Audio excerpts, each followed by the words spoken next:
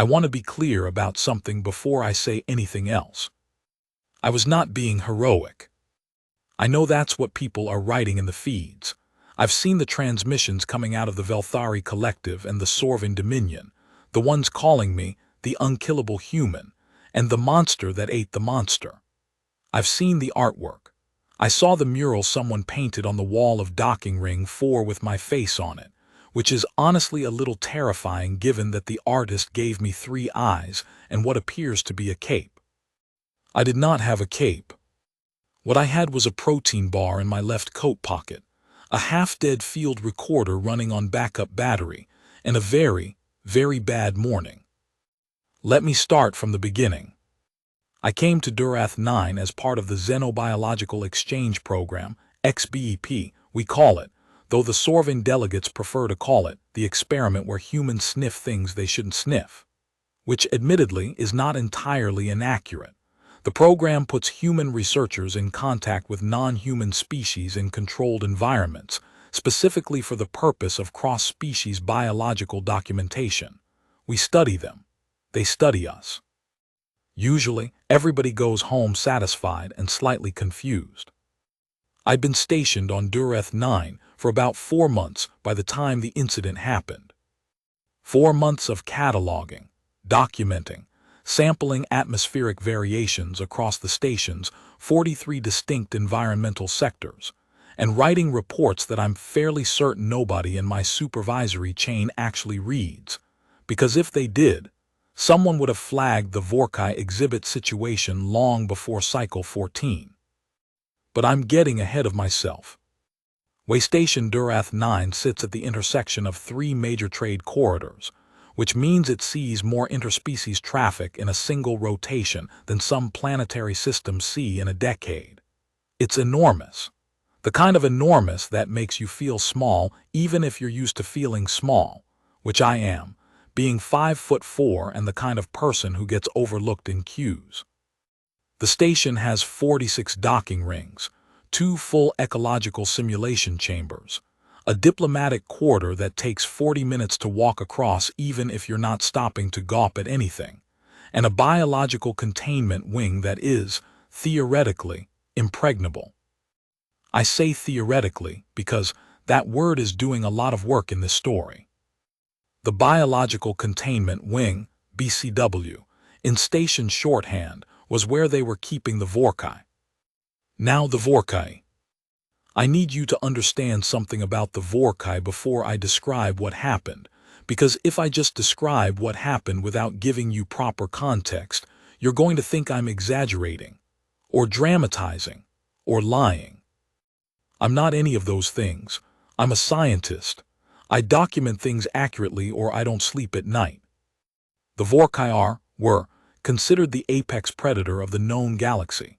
That's not a marketing phrase. That's an official classification assigned by the Interstellar Council's Biological Threat Assessment Committee after 30 years of study, 17 expeditions to the Vorkai's home, nebula in the ash spiral, and a frankly depressing number of casualties among those expeditions. The BTAC doesn't use the phrase apex predator lightly. They use phrases like significant threat vector and priority containment concern, and please do not stand within 20 meters of the specimen. The Vorkai got apex predator of the known galaxy. It's the only species to ever receive that designation. There's a reason for it. Vorkai, and there are only 11 surviving specimens in captivity, down from 14 before what the Sorvin call the third expedition incident, are creatures unlike anything in the biological record. They evolved in the ash spiral, which is a region of space characterized by extreme radiation, gravitational flux, and what xenobiologists affectionately call really bad chemistry. The environment is lethal to every other known life form. The Vorkai not only survived it, they thrived in it. They evolved to be essentially indestructible. I'll be more specific, because the word indestructible is doing its own heavy lifting and deserves unpacking. Vorkai tissue is, at the cellular level, unlike any organic matter we've cataloged. The cells regenerate at a rate approximately 400 times faster than human tissue. They have redundant organ systems, 3 hearts, 2 separate neural networks, 4 lungs that operate independently of each other. Their skeletal structure is not bone in any traditional sense. It's a crystalline biological compound that registers harder than most industrial-grade alloys. Their skin is layered, 7 distinct layers, each with a different function, the outermost of which is essentially a biological armor plating that has resisted, in documented trials, everything from industrial cutting tools to low-yield plasma discharges. Their teeth, and this is the part that's going to become relevant in a moment, are hollow. Their injection apparatus. Each tooth contains a venom gland that produces what the xenobiological community has taken to calling Vorkai dissolution factor, or VDF, which is about as clinical a name as we could come up with for something that is, in practice, an incredibly elegant biochemical nightmare. VDF is a compound that reads the genetic signature of whatever it enters and then, I want to be precise here, it negotiates with the cells. That's how the head of my department described it the first time I read the documentation. She said it negotiates, and then she laughed a little, the way scientists laugh when something is simultaneously brilliant and horrifying. What VDF actually does is find the points of biological vulnerability in whatever organism it enters, and it exploits them simultaneously. It's not a simple toxin. It's adaptive. It reads the target and customizes its attack in real time. Against the Sorvin, who are hardy, 7-foot crystalline beings with redundant circulatory systems themselves, VDF took 40 seconds to cause complete systemic failure. Against the Velthari, smaller, faster, with nervous systems that prioritize speed over resilience, VDF took 11 seconds. No known organism had ever been bitten by a Vorkai and survived. Not one. In the entire documented history of the species, across 3 decades of study, across every expedition and every containment event, the bite had a 100% mortality rate in every species that had encountered it. Every species. I want you to hold that number in your head, 100%. Because it matters. Station Log Extract, Way Station Dureth 9, Biological Containment Wing. Shift Supervisor, Coordinator Hess Taravane, Sorvin Dominion, seconded to Council Service. Cycle 14, Gathering Season Morning Rotation. Morning rotation was unremarkable until 6:47 station time. The Vorkai, Specimen 7, the one the containment team had taken to calling the Old One based on its estimated age relative to the other 11, had been displaying what we classified as elevated agitation markers since approximately 400.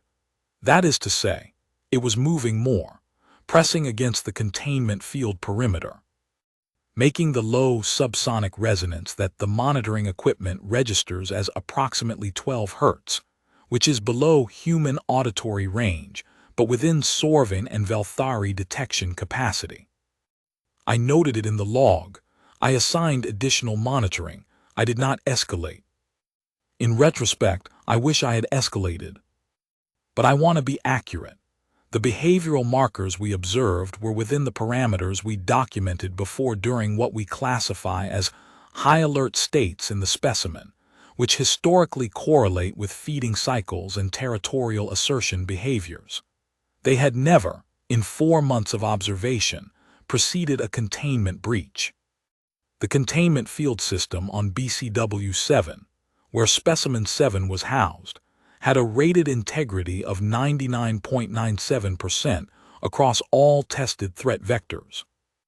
I believed in the containment system. At 6:47, the first anomaly registered. The environmental sensor array in BCW-7 flagged a 17% drop in the containment field's lower grid, the section closest to the floor of the chamber. The monitoring system flagged it as a calibration irregularity.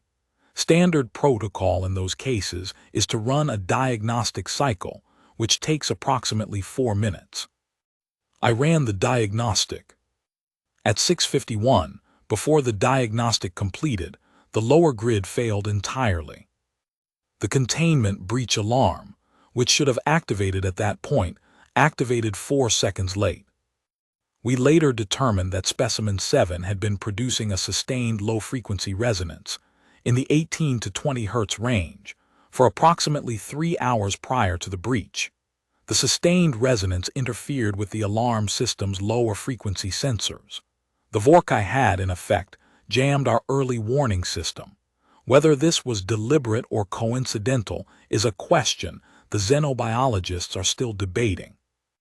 I have my own opinion, but I'm a coordinator, not a scientist, and I'll leave that particular argument to people with more relevant credentials. The point is, the alarm was late, 4 seconds late. In those 4 seconds, specimen 7 was already through the breach. Personal Field Journal, Dr. Nneka Osiasant. Entry recovered from Field Recorder, Cycle 14. Note, the following is a direct transcription from the audio recording.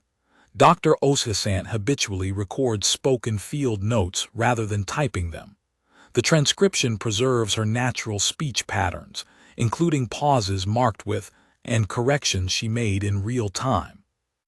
Okay, so it is, let me check. It is 6:53 by my wrist display, and I'm in the observation corridor on the B level of the containment wing, just finishing up my morning sample run. I've got 12 vials from the atmospheric sensors in the corridor, which I'm genuinely excited about because the particulate readings in this section have been anomalous for about a week, and I think I'm getting close to figuring out why. Hold on.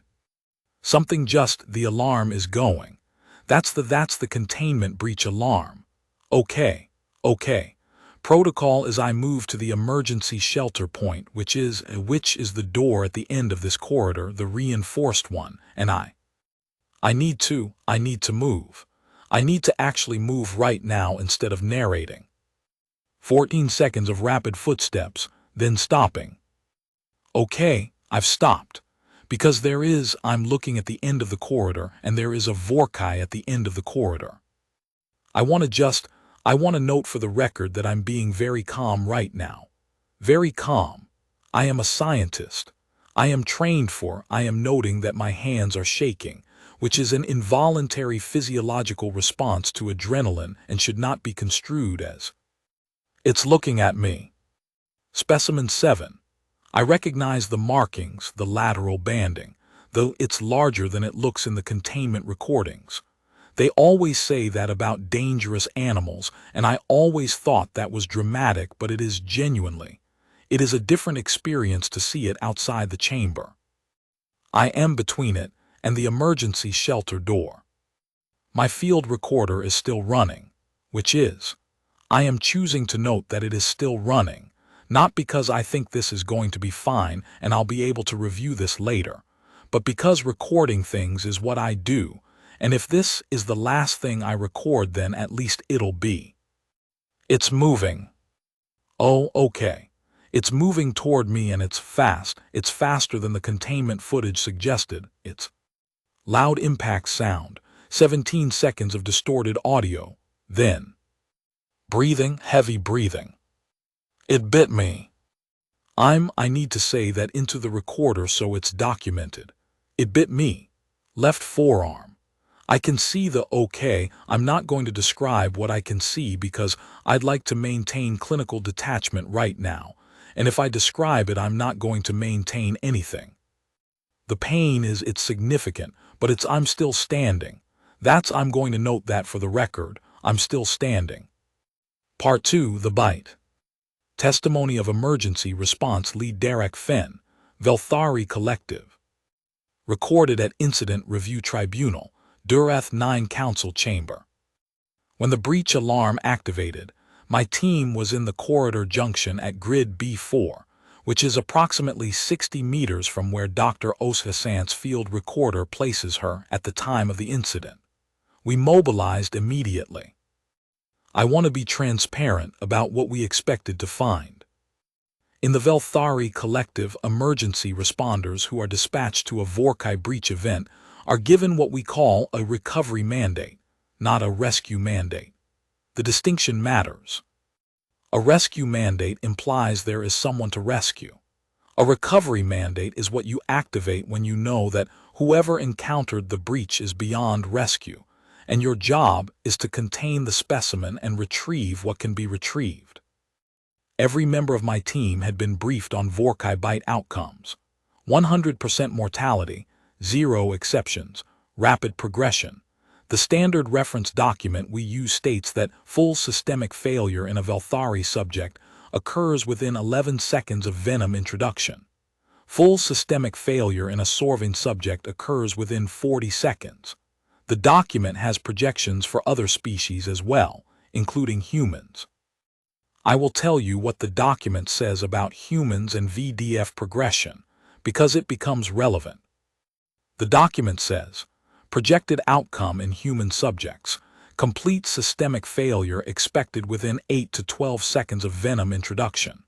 Note, no empirical data available.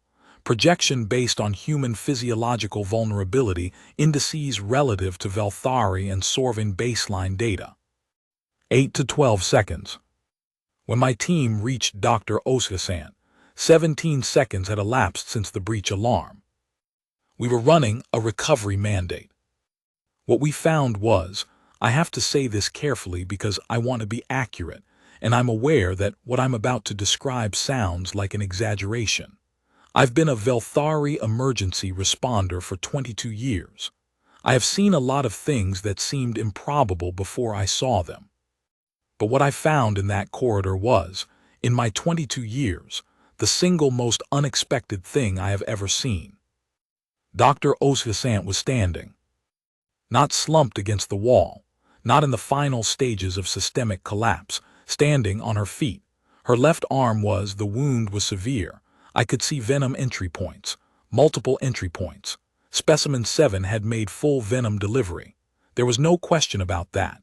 The arm showed the characteristic tissue response, the VDF cellular response, the early-stage dissolution pattern that we've documented in every other bite case. But she was standing. She was talking. She was saying, and I'm going to quote this directly because it's in the incident report, she was saying, "I know this looks bad. I know this looks really, really bad. I need you to not panic because if you panic, I'm probably going to panic, and I'm trying very hard not to panic right now." Behind her, approximately 3 meters back down the corridor, Specimen 7 was on the floor.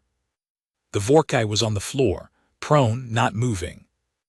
In 22 years of emergency response, I have never in my life wanted to run and report something to someone so badly. I want to be honest about that. My first instinct was not to render medical aid. My first instinct was to turn around and run to the nearest communication terminal and say, "You are not going to believe what I am looking at right now." I managed to maintain professional composure. But it was close. Xenobiological Incident Report, filed by Dr. Yusuf Marchetti Akefer, Senior Xenobiologist, Human. Waystation Dureth, 9 BCW Division. Preliminary Report, submitted Cycle 14, Gathering Season. I was notified of the breach at 6:51 and reached the B-level observation corridor at 7:04. What I'm going to describe in this report is what I observed. I want to be careful not to draw premature conclusions in a preliminary report, but I also recognize that the facts of this incident are sufficiently unusual that providing raw observation data without any interpretive framework would be unhelpful. So I'll do both. I'll describe what I saw, and then I'll tell you what my initial assessment is, with the explicit caveat that this assessment is preliminary and subject to revision as we gather more data. What I saw. Dr. Osgasan, my colleague and the human researcher assigned to the Vorkai study rotation, was seated on the floor of the corridor with her back against the wall when I arrived.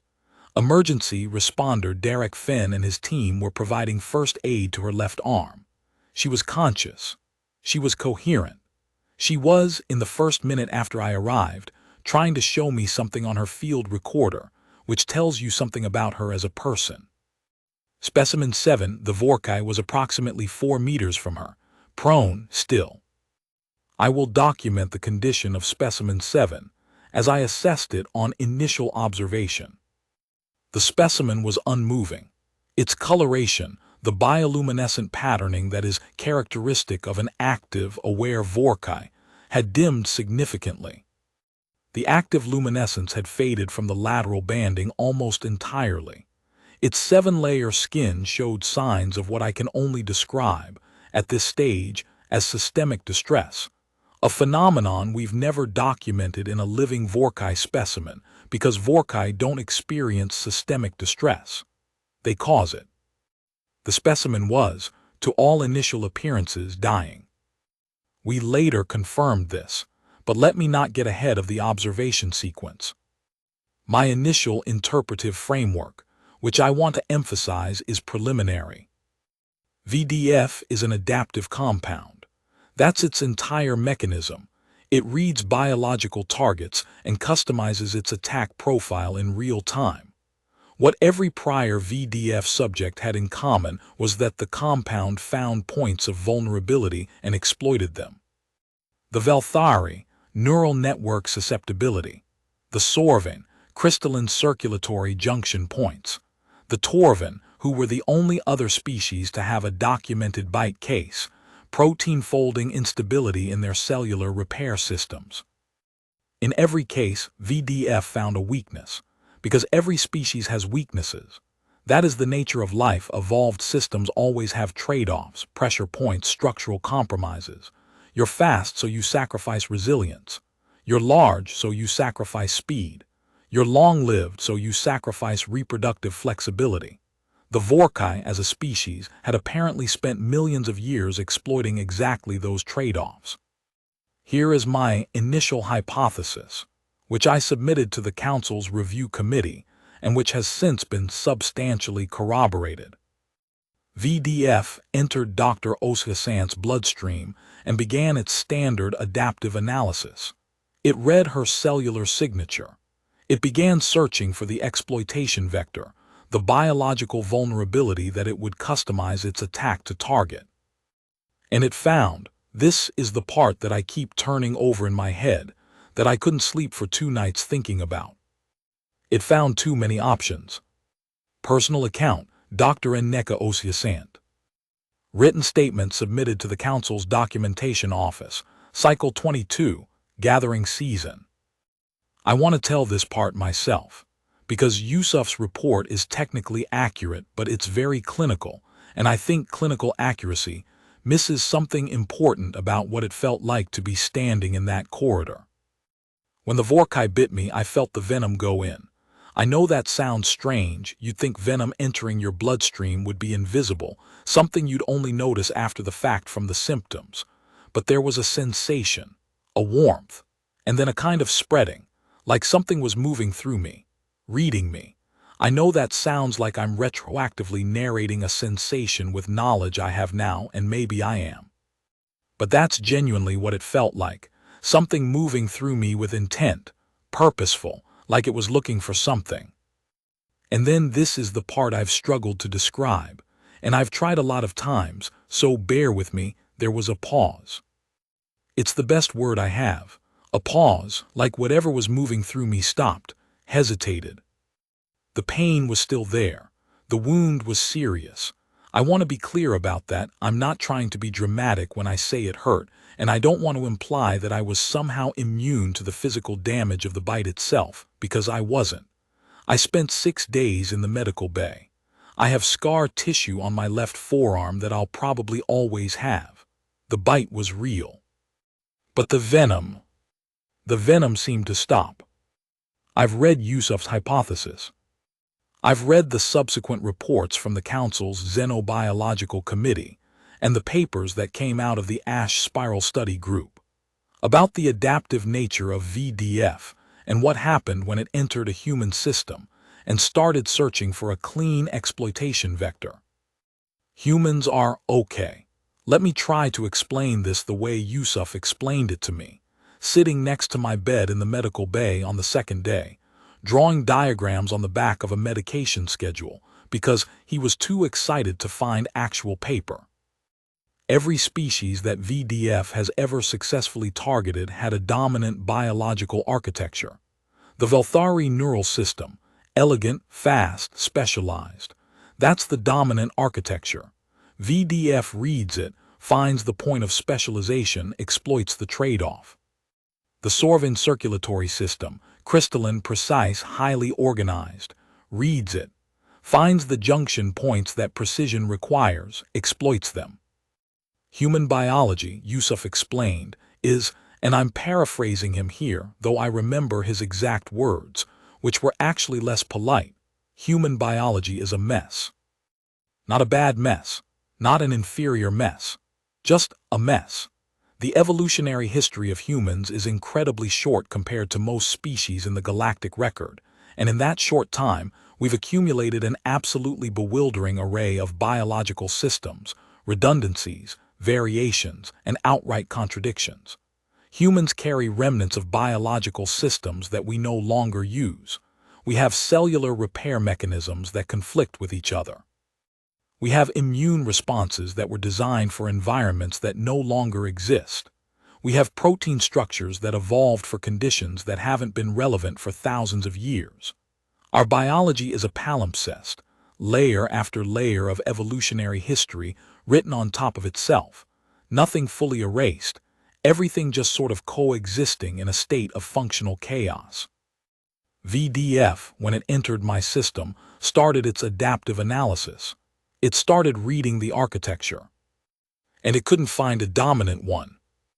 It found 16,000 years of evolutionary adaptation stacked on top of each other. It found immune cells that had evolved to fight diseases that no longer exist. It found redundant systems everywhere, not the elegant redundancy of the Sorvin with their clean backups, but a sprawling redundancy, systems overlapping with systems, repair mechanisms patching over other repair mechanisms, whole cellular architectures that exist because at some point in the deep past they were marginally useful, and the evolutionary process never got around to cleaning them up. It found blood chemistry that, and this one is my favorite detail, because I'm African, and West African specifically, and there is something about this detail that feels almost personally poetic. That carries the remnant signatures of adaptations against diseases that were geographically specific to a region of one planet in a minor solar system, in a quiet corner of one galaxy out of hundreds of billions. VDF had evolved over millions of years to read biological architectures and find the clean vulnerability, the elegant weak point, the one load-bearing wall you could remove to bring the whole structure down. In me, it couldn't find the load-bearing wall, because there wasn't one, because human biology isn't elegant enough to have one. Because we are, biologically speaking, the accumulated wreckage of 10,000 years of surviving things we shouldn't have survived, and that wreckage is, apparently, extremely confusing to a venom that expects clean lines. VDF stalled.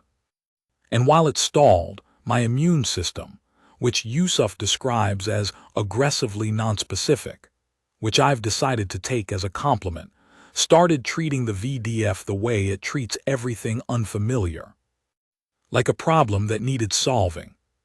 Specifically, it started doing what human immune cells do when they encounter a novel biochemical compound. They went to work on it. They didn't know what VDF was.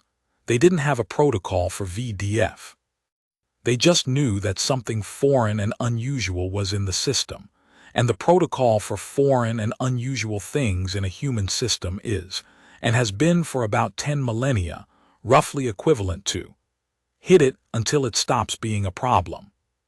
This is, apparently, not what VDF was designed to encounter. Xenobiological Analysis Report, Post-Incident Study Group. Council Biological Sciences Division, released Cycle 4, Harvest Season, 3 months post-incident. Section 4.2, VDF Behavioral Analysis in Human Host. The adaptive mechanism of Vorkai dissolution factor, relies on a foundational biological assumption that any sufficiently complex organism will have developed specialized biological systems, and that specialization necessarily produces vulnerability. This is a valid assumption across every species in the documented galactic record. Human biology represents what the study group has categorized as a non-standard architectural profile. To use a structural analogy, most species, biologically, resemble purpose-built structures, efficient, specialized, designed for specific environmental parameters. The Velthari nervous system resembles a high-precision instrument. The Sorvin circulatory system resembles an engineered mineral formation.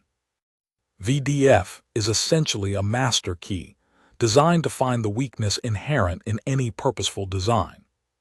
Human biology, in contrast, does not resemble a purpose-built structure. It resembles, and we want to be careful not to let the analogy become reductive, something that was built, partially demolished, rebuilt, had several additions added haphazardly to the exterior, was reinforced in places that no longer need reinforcement, has several rooms that serve no current function but remain structurally integrated, and has been maintained through several thousand years of jury-rigging by organisms who were smart enough to keep patching it, but never quite sophisticated enough to redesign it properly. There is no clean exploitation vector. VDF analysis, upon entering Dr. Oshasant's system, initiated standard adaptive profiling and encountered approximately 47 distinct cellular architectures simultaneously, none of which presented a dominant vulnerability signature. The compound's adaptive mechanism, which operates by selecting the single highest-yield vulnerability and customizing the dissolution sequence for it, was unable to select. The selection mechanism, faced with the biological equivalent of 47 alarms ringing simultaneously, appears to have entered a state of cascading analysis failure. Simultaneously, and this is the aspect of the incident that the study group finds most significant, Dr. Oshasant's immune system began treating VDF as a pathogen and initiating a multi-pathway immune response. The immune response, while not specifically calibrated for VDF, was sufficiently broad-spectrum and aggressive that it began degrading the compound's molecular structure before the compound could complete its adaptive analysis. In effect, VDF's mechanism was too sophisticated for a human system. It was designed to exploit precision.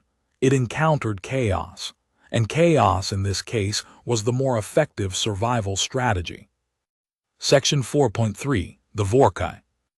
The Vorkai, Specimen 7, died at 7:31, approximately 44 minutes after the bite occurred.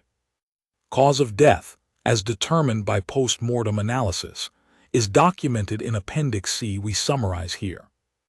When Specimen 7 bit Dr. Oshasant and injected VDF, the venom entered her system through the tooth's hollow delivery channel. This is standard Vorkai predation behavior. However, what occurred next was non-standard.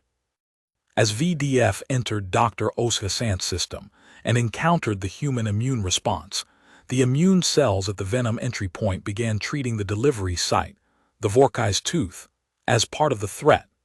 Standard human immune response to a bite wound involves immediate localized response, white blood cells, immune proteins, and various biochemical agents rushing to the wound site. These agents came into direct contact with the Vorkai's tooth. And through the tooth's hollow channel, the same channel VDF had traveled through, some of them made their way back into the Vorkai. We want to be extremely careful about how we characterize this, because it would be inaccurate to say that a human infected the Vorkai in any traditional sense. What happened was considerably more mundane and considerably more remarkable at the same time. The Vorkai's own tissue, specifically the mucous membrane lining of the venom delivery channel, encountered human immune proteins at the wound interface. These immune proteins, which had no specific programming for Vorkai tissue, did what human immune proteins do with unfamiliar organic material. They tagged it, flagged it as potentially foreign, and began responding to it. The immune proteins that entered the Vorkai's delivery system were not pathogens. They were not designed to harm the Vorkai. They were simply, to use a highly imprecise analogy, very confused proteins in a place they'd never been before, doing the only thing they knew how to do.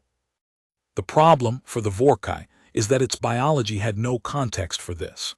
The Vorkai's immune system, such as it is, had evolved in the ash spiral, in an environment where biological threats were of a very specific, radiation-based nature. It had never encountered organic immune proteins from another species. Its biological defenses had no protocol for something that was simultaneously not a pathogen and not inert.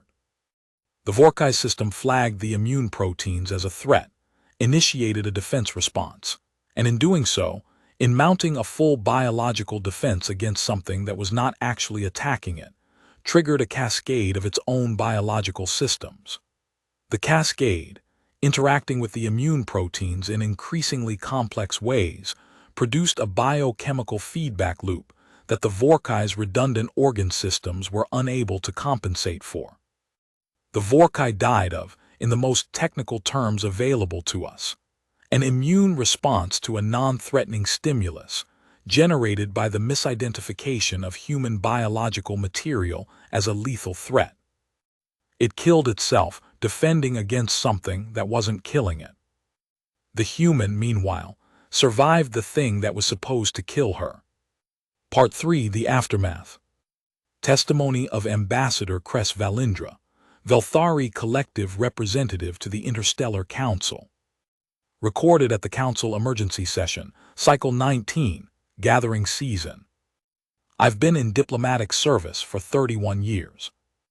I've negotiated trade agreements between species that don't share a single common sensory modality. I've sat in rooms where the atmospheric requirements of the participants were so different that we had to conduct the session in sealed individual chambers, communicating through translation relays. I've handled first contact situations, conflict mediations, and what we euphemistically call biological misunderstanding events, which is the diplomatic phrase for a member species did something that accidentally alarmed 3 other member species, and now everyone is upset. I have seen a lot of things that required careful, considered diplomatic response. I have never in 31 years seen the council chamber go as quiet as it did when the preliminary incident report was read into the record. I mean genuinely, completely quiet. 47 species represented in that chamber. 47 species with 47 different auditory sensory systems, several of which do not technically hear at all but perceive vibration through alternative mechanisms. And when the report was read, when it was confirmed that a Vorkai had bitten a human, that the human had survived, and that the Vorkai had died, not one of those species made a sound. For 9 seconds, which doesn't sound like a long time, I want you to understand that it is a very long time in a room with 47 species present. Something is always making a sound in that room. Breathing, chittering, the low-frequency resonance of the Grethani delegation, the water-cycling sound of the Peluvani's support apparatus. Always. The ambient noise of 47 distinct biologies operating simultaneously. For 9 seconds, nothing. And then Ambassador Torvith of the Sorving Dominion, who I have known for 18 years and who is not a being given to dramatic statements, said, very quietly, into the silence, "How?" And that was really the beginning of it. Testimony of Dr. Nneka Osiasant. Continued second session, Cycle 16, Gathering Season. They wanted me to come to the council chamber. I was still in the medical bay, which, I want to be clear, the medical team on Durath 9 is excellent, and I was receiving very good care, and the wound was being managed. But my arm looked genuinely terrible, and I was on a mild pain management protocol, and I had not slept properly in 2 days because every time I started to fall asleep someone needed to run another blood panel. Yusuf came to tell me about the council request, and he sat down next to the bed, and he had that expression he gets when something is simultaneously amazing to him and slightly concerning, which is an expression I describe as excited but wincing. He said, "You need to understand that what happened to you is being discussed at the highest levels of galactic governance." I said, "Is the arm fixable?" He said, "Yes, the arm is, yes, it's going to be fine. There will be scarring, but full function is expected. The reason I'm bringing up the council is..." I said, "Good, that's what I care about, the arm."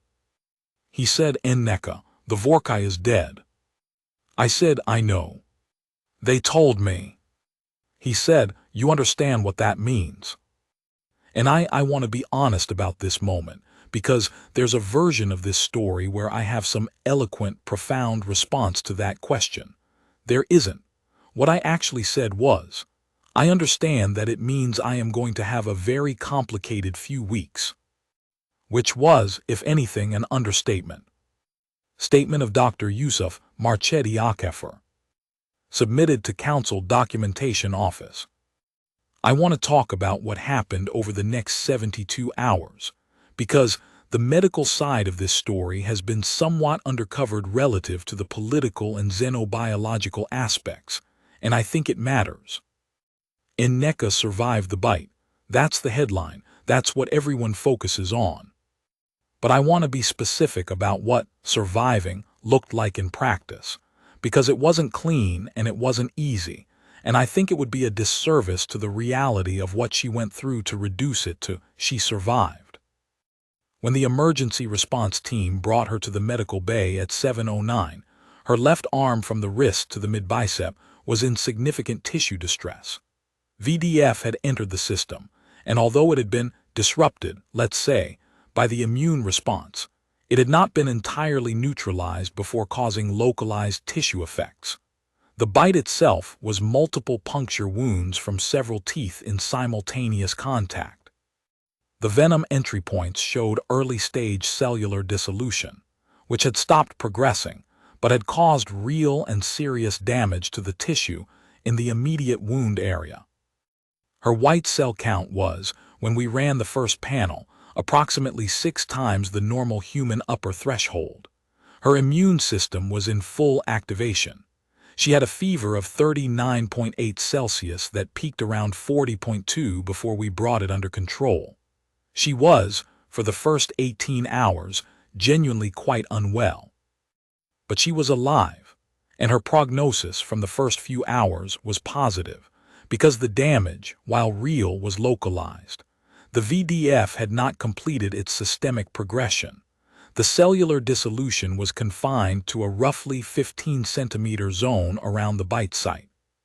Beyond that boundary, her immune system had essentially walled it off. What I found most remarkable, and I documented this extensively, it's all in the peer review paper that's currently under consideration at 3 separate journals, was the blood chemistry. Running her panels against every human blood panel in our database, hers looked like no one else's, and yet it looked like everyone's at the same time. I mean that in a specific way. The immune response she mounted used every arm of the human immune system simultaneously. Innate immune response and adaptive immune response running concurrently in a way that our immunology texts say doesn't typically happen, because the systems have different activation timelines. She'd somehow short-circuited the sequencing. I asked her on the second day if she'd been sick a lot as a child. She looked at me like I'd asked a strange question and said no, not particularly. I asked about her parents. She said her mother had grown up in a region of Ghana where, quote, everything tried to kill you and you just got used to it. She said it lightly, as a joke, the way people make jokes about things that are true but also complicated. I wrote it in my notes. I've thought about it a lot since. Testimony of Coordinator Hess Taravane, Shift Supervisor, BCW Division. Incident Review Tribunal. I want to address the question of whether the breach was preventable. Yes, it was preventable.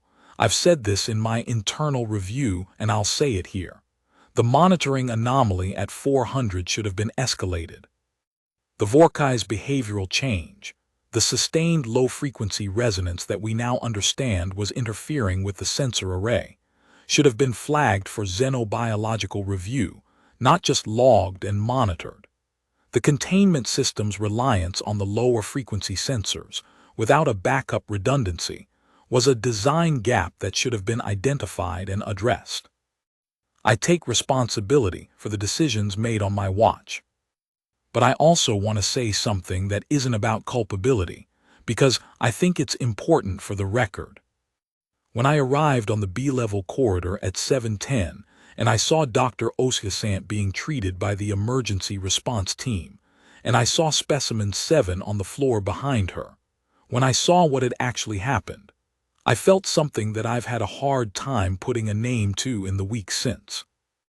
I'm Sorving. We don't have a cultural tradition of emotional testimony. We deal in facts and structures and outcomes. I'm not used to being asked how I felt about something, but the tribunal has specifically asked for personal impressions alongside factual accounts, so I'll try. What I felt standing in that corridor was a kind of rearrangement of assumptions. The kind of rearrangement where something you believed was true, something foundational, something you'd built other beliefs on top of, quietly stops being true, and everything built on it shifts. I had believed, without ever consciously deciding to believe it, that humans were fragile. Every piece of xenobiological data I'd read supported that conclusion. Shorter lifespans, thinner skin, narrower environmental tolerance, less physical strength than most species their size, no natural defensive adaptations. They'd been granted council membership as a diplomatic courtesy as much as anything, and their participation in exchange programs was valued more for the cultural enrichment aspect than for any expectation that they'd contribute meaningfully to high-risk research environments. I had believed this without examining it. Standing in that corridor, looking at a living human and a dead Vorkai, I found myself examining it very suddenly. Diplomatic communique, Sorving Dominion to Interstellar Council. Filed Cycle 17, Gathering Season Restricted, released post-tribunal. To the Council and its member civilizations. The Sorving Dominion wishes to formally document a revision to our species' official position on human biological classification. Our previous position, submitted to the Council in year 2998, classified human biological resilience in Tier 4, the lowest tier on the Council's 7-tier biological resilience scale. This classification was based on available data at the time, including human physiological parameters, environmental tolerances, and life expectancy benchmarks relative to other Council species. We are revising this classification. Following the incident at Way Station Durath 9, in which a human subject survived a Vorkai bite while the Vorkai did not survive the encounter, the Sorvin Biological Sciences Institute conducted a thorough reanalysis of human physiological data with particular attention to immune function, biological redundancy, and what our analysts have begun calling adaptive incoherence. The property of having multiple, simultaneous biological architectures that do not conform to a unified optimization model. Our revised assessment is as follows. Human biology is not weak, it is unconventional. The distinction matters significantly. The Sorvin biological tradition, and we note the biological tradition of most Council species, favors optimization, clean, efficient biological design, purpose-built systems. We evaluate biological resilience by the metrics that optimization produces: strength, speed, regeneration, environmental tolerance. Humans score poorly on almost all of these metrics individually. What they score extraordinarily highly on, what we failed to measure because we had no framework for measuring it, is biological unpredictability. The human immune system is not the most sophisticated we've documented. The human skeletal system is not the most robust. The human nervous system is not the most efficient. But taken together, as an integrated mess of conflicting and overlapping systems, human biology produces outcomes that our predictive models consistently fail to anticipate. We are submitting this communiqué because we believe it has implications for the Council's Species Risk Assessment Framework. Any framework that placed humans in Tier 4 while placing the Vorkai in the highest threat category has a flaw in its methodology. The Vorkai, with its elegant, specialized, optimized biology, was precisely the kind of predator that our models were built to describe. The human, with its chaotic, redundant, apparently inefficient biology, is precisely the kind of subject that our models were not. We recommend a thorough review of the assessment framework. Respectfully submitted. High Council of the Sorving Dominion. Part 4, The Ripple. Testimony of Dr. Nneka Osiasant. Third Session Council Documentation Office, Cycle 22, Gathering Season. They released me from the medical bay on Cycle 20. Yusuf walked me out, which was kind of him, though I suspect he also just wanted to keep talking to me about the blood panels. He'd been running the same conversation in circles for 6 days. What did it feel like? Had I noticed anything unusual in the days before the incident? Had my dietary intake been different? Had I been under elevated stress? To which the answers were confusing, no, and I'm a researcher on a way station that houses 11 of the galaxy's most dangerous predators. So, elevated stress is a relative term. My arm was bandaged, still is as of this writing. The scar tissue, as Yusuf says, it's actually fascinating, which is his way of saying it looks strange. The tissue around the bite site has healed in a pattern that he says he's never seen before, a kind of dense, layered healing that he thinks might be related to the immune response overshoot. He wants to write a paper on it. He's already written a paper on it. It's currently under peer review at 2 journals. He sent me a draft, and I told him it was very good, which it was, and also very long, which it was. When I walked out of the medical bay, there were people in the corridor. Not a lot of people. Dureth 9 isn't the kind of place where crowds form exactly. It's a research and transit station. Most people are busy. Most people are on schedules that don't accommodate corridor standing. But there were people. Maybe 20, 25. A mix of species. Some I recognized from the containment wing research team. Some from the diplomatic quarter. A few I didn't know at all. And they were quiet. They were just standing there looking at me. I didn't know what to do with that. I'm not someone who gets looked at. I'm a researcher. I write reports. I collect atmospheric samples. I am, professionally and personally, someone who observes rather than being observed. I said, I'm fine. Thank you, really. And then I felt embarrassed about that, because it's not the kind of thing you say to 25 people standing silently in a corridor. It sounds dismissive. But I genuinely didn't know what else to say. One of the Velthari, one of the emergency responders, Derek Fenn, the one who'd found me standing in the corridor and described later being very surprised by this, stepped forward and said something in Velthari that the translation unit rendered as, "You should know that what you did is being talked about." I said, I didn't do anything, it bit me. He said in translation, "Yes, and you stayed standing." I thought about that. I didn't know what else to do, I said, which is the most honest thing I said about the whole incident, I think. I didn't fall over because I didn't know I was supposed to. I didn't lie down and wait to die because nobody had told me that lying down and waiting to die was the protocol. I stood there and hurt and kept talking into my recorder because that's what I do. That's just what I do. I've thought about it a lot since. Whether there's something profound in that or whether it's just luck. Whether I survived because of some deep, admirable human quality or because my biology is a chaotic mess that confused a venom that expected clean architecture. Honestly, I think it's probably both.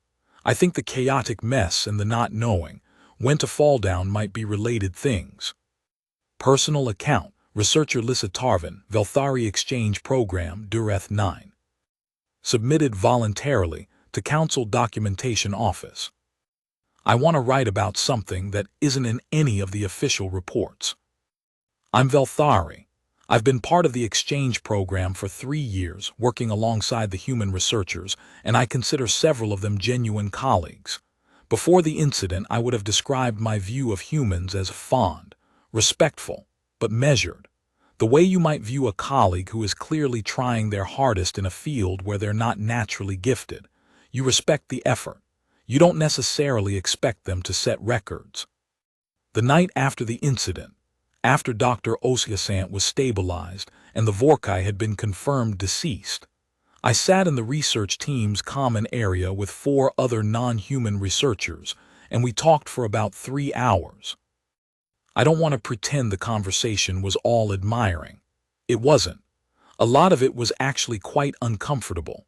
We talked about the gap between what we'd believed about humans and what had just happened, and several of the things we admitted to believing or assuming without examining were not things any of us were proud of once we'd said them out loud. We'd assumed fragility. We'd read the biological data, and we'd taken it at face value without asking whether the metrics we were using were measuring the right things. We'd been, without quite meaning to, looking at humans the way you look at a specimen through a lens calibrated for a different magnification. We were getting a picture, but it wasn't the right picture. One of the other researchers, Agret Hani, not someone I'll name without their permission, said something I've been thinking about ever since. She said, "We measured what we expected to find. We didn't measure what we didn't expect." And that felt honest. It felt like something worth sitting with. Because the thing about VDF is that it was, in a way, doing the same thing. It was a billion-year-old predation mechanism that measured what it expected to find. It expected to find a biological architecture with a dominant vulnerability. It measured for that. It had always found it, in every target it had ever encountered. It just hadn't encountered something that refused to have a dominant vulnerability. Report of the Interstellar Council's Xenobiological Ethics Committee. Filed Cycle 1, Harvest Season 2 months post-incident. The committee has reviewed the full documentation package for Incident XBI 7741 Omega and has several recommendations. The first pertains to species classification methodology. The Council's current biological resilience scale, which places species on a 7-tier system based on individual physiological parameters, requires revision. The incident at Dureth 9 has demonstrated that the current methodology has a fundamental gap. It measures individual biological systems in isolation, but does not adequately account for what we're calling systemic integration resilience. The resilience that emerges not from any single biological system, but from the interaction of multiple imperfect systems simultaneously.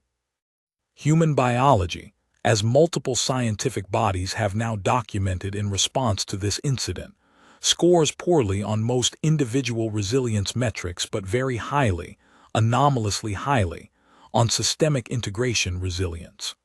The current scale cannot reflect this because it was not designed to measure it. The second recommendation pertains to the Vorkai. All 11 remaining Vorkai specimens in Council custody will be retained in containment, but the committee is recommending a significant revision to the Vorkai management protocol. Specifically, we are recommending that the protocol include detailed guidance on the specific risk posed by human researchers and responders in Vorkai proximity events. Not because humans are a threat to Vorkai welfare. The incident, while fatal to Specimen 7, was entirely non-deliberate, but because the biological interaction documented in this incident represents a previously unknown risk vector for the specimens themselves. We want to be clear. We are not recommending that humans be excluded from Vorkai research. The committee finds that argument both scientifically unproductive and, frankly, somewhat ironic given the demonstrated outcomes of this incident. We are recommending appropriate interface protocols. The third recommendation pertains to the broader question of species assessment. The committee notes that the incident at Durath 9 has prompted significant internal and external discussion about the assumptions embedded in how Council species assess each other. The Sorving Dominion's communique to the Council, cited in full in Appendix D, articulates one dimension of this: the tendency to evaluate unfamiliar biologies through the lens of familiar metrics. We recommend the Council commission a working group on cross-species assessment methodology. The goal is not to produce a new ranking system. The committee is skeptical that any ranking system adequately captures the complexity of comparative species resilience, but to develop frameworks for assessing what we don't yet know how to measure. The incident at Durath 9 was, in the technical sense, an accident, but what it revealed was not accidental. It revealed a gap in our collective understanding. We believe that gap is worth taking seriously. Part 5. What stays? Personal account, Dr. Nneka Osiasant. Final entry, written statement, Cycle 30, gathering season. It's been about 2 months since Cycle 14. My arm is mostly healed. Yusuf is still periodically asking to look at the scar tissue, which I permit because he gets genuinely excited about it in a way that I find more endearing than annoying, and also because I think the paper he's writing is actually very good and might change how people think about human immune response in non-terrestrial exposure scenarios. The mural is still on the wall at Docking Ring 4. Someone added a second figure to it at some point, a Velthari in emergency response gear, which I think is probably meant to be Derek Fenn, though the artist took the same creative liberties with his portraiture as with mine. He's been given extra arms.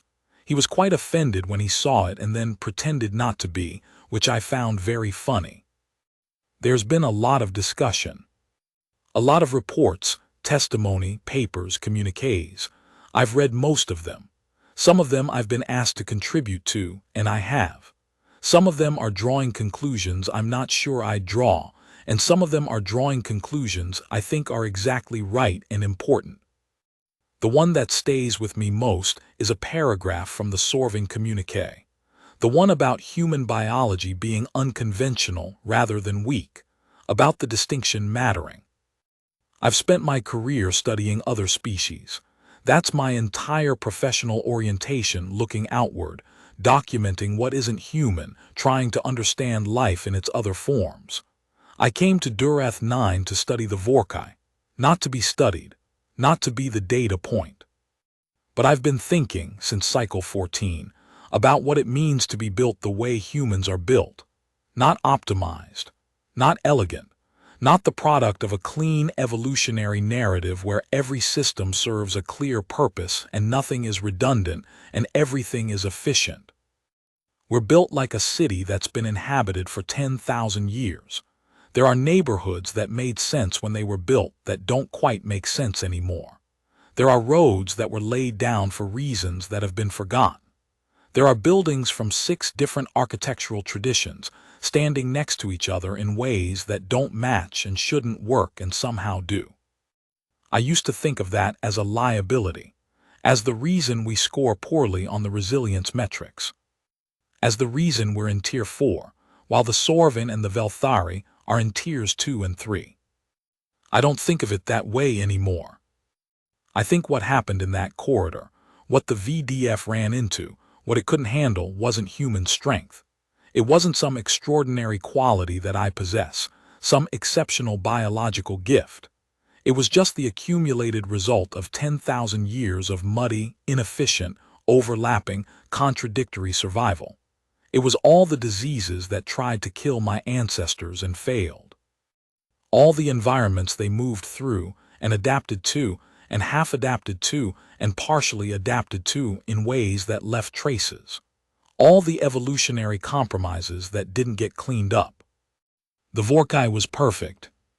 It was beautiful in a terrifying way, and I know enough about it now to understand what millions of years of extreme environment evolution looks like when it achieves something close to biological ideal. It was optimized. It was the apex of a particular evolutionary philosophy, that if you are strong enough, fast enough, perfectly enough adapted, nothing can touch you. And it was right about everything except this. The mess wins sometimes. The imperfect thing, the thing that was built badly and repaired badly and rebuilt on top of the repairs, the thing with no clean architecture to exploit, sometimes that thing just doesn't fall down. Not because it's invincible, not because it's stronger, but because there's no single point of failure, and whoever was looking for one couldn't find it. I don't think I'm special.